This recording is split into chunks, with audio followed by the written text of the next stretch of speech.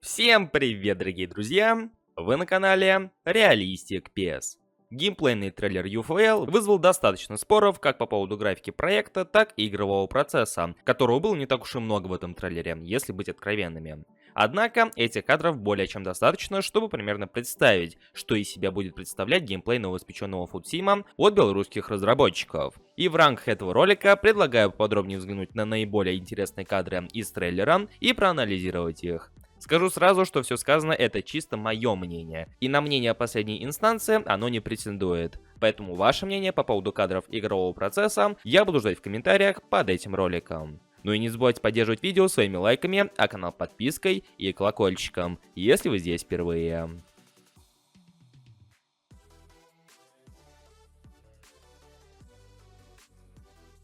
Начать хочется с самых первых демонстрационных кадров, где мы наблюдаем атаку по флангу, с последующим прострелом в штрафную и, соответственно, голом.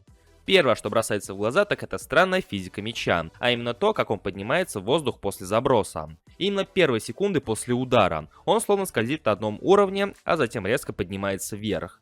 Далее, лично у меня вызывает вопрос момент с приемом мяча. То есть, не поймите меня неправильно, но в момент заброса на фланге принять мяч именно таким образом достаточно трудновато, ну, как по мне. То есть, мы не говорим о том, что возможно это сделать или нет, вполне реально, просто неочевидным было бы пропустить мяч, чтобы догнать его на скорости, или принять его, развернувшись всем корпусом, а не только боком.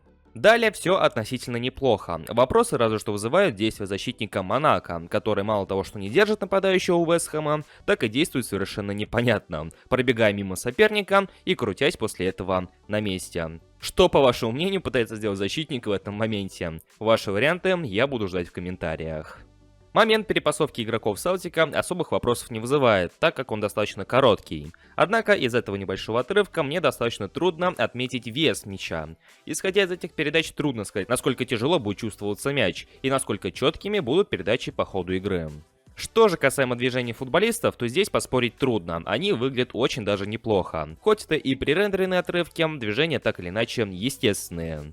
То есть можно смело сказать, что работа с захватом движения не прошла напрасно. Но вот что действительно выглядит плохо, как по мне, это физика мяча и сетки ворот. Несмотря на верное направление круглого, крутится он не так, как должен. Ну а сетка выглядит так, как будто бы ее перетянули. Она вообще не чувствуется и почти не реагирует на движение мяча.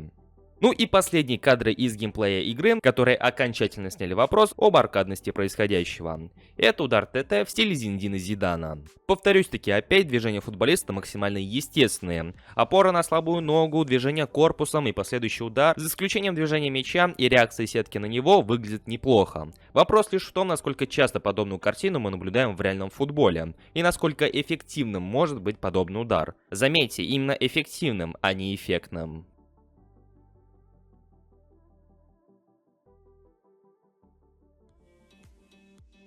Итак, какой же итог можно подвести? Первая демонстрация игрового процесса и вправду вызывает множество вопросов, не только о самой игре, но и об ее геймплее. Исходя из увиденного, у игры конкретные проблемы с тем, как движется мяч в тех или иных ситуациях, сеткой ворот, как я упоминал ранее, а также вопросы вызывает игра искусственного интеллекта. А после подобных моментов вопросы об основном направлении игрового процесса отпадают сами собой. Уже сейчас очевидно то, что Strikers будут делать ставку на динамичный и увлекательный геймплей, подобный тому, что мы наблюдаем в FIFA. Хорошо это или плохо, решать уже вам в комментариях под этим роликом. Я же в свою очередь хочу пожелать удачи белорусам. И хочется верить, что подобный фидбэк заставит их обратить внимание на те или иные моменты. Ваше мнение по услышанному я буду ждать в комментариях под этим роликом. Ну а также не забывайте поддерживать канал и ролик своими лайками. Если вы находитесь здесь впервые, то кнопка подписаться уже ждет, когда вы на нее нажмете. Ну и заодно включите колокольчик для уведомлений. Всем спасибо за просмотр и до встречи в следующих роликах. Всем пока.